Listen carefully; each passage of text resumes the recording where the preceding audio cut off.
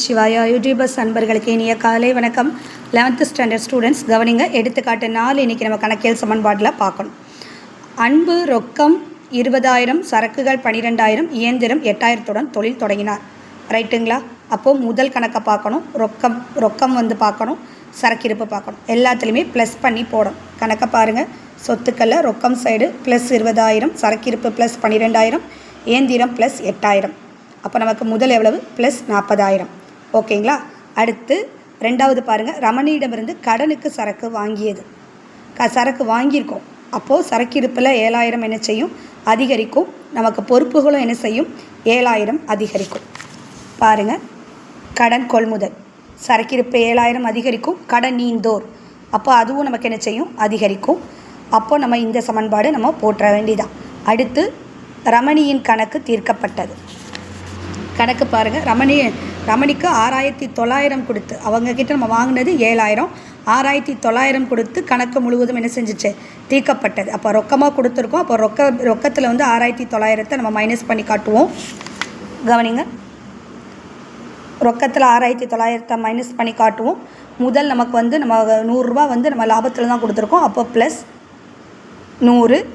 அவங்களுக்கு வந்து கடன் நீந்தோர் எவ்வளவு? மைனஸ் 7,000. ஓகேங்களா? மைனஸ் 7,000. அதுக்கடுத்து ரமணிக்கு 5,400 மதிப்புள்ள சரக்குகள் கடனுக்கு ராஜனுக்கு விற்கப்பட்டது எவ்வளவு? 6,000. 5,400 தான் அதோட மதிப்பு. ஆனால் நம்ம 6,000க்கு விற்றுருக்கோம். ஓகேங்களா? அப்போ சரக்குகள் விற்றுட்டோம். சரக்கிருப்பில் இது குறையும். மைனஸ் 5,400 சரக்கிருப்பில் காட்டணும்.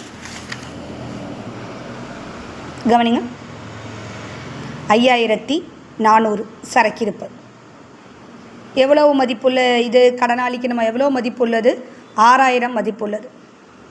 அப்போ நமக்கு முதல் எவ்வளவு லாபம் வந்திருக்கும்? 600 நமக்கு என்ன செஞ்சுருக்கும்? லாபம் வந்திருக்கும். அப்புறம் இதே சமன்பாடை வந்து நம்ம என்ன செய்யணும்? முடிக்கணும். முடிச்சுட்டு அடுத்த நெக்ஸ்ட்டு பாருங்க.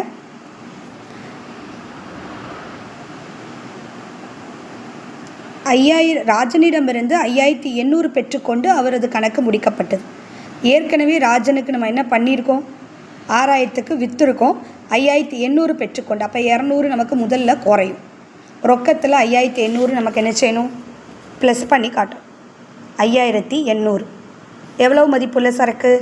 6,000. கடனாளி அவருக்கு குறையும். அதனால் மைனஸ் 6,000. நம்ம எவ்வளோ குறைச்சி வாங்கியிருக்கோம்? அப்போ முதல் குறையும். மைனஸ் 200. அதுக்கப்புறம் கொடுபட வேண்டிய கூலி. கொடுபட வேண்டிய கூலி வந்து எவ்வளவு? நமக்கு நம்ம கொடுக்க வேண்டியது. அப்போ குறையும். அப்போ மைனஸ் 400 முதல்ல குறையும். கொடுபட வேண்டிய கூலியில் என்ன செய்யணும்?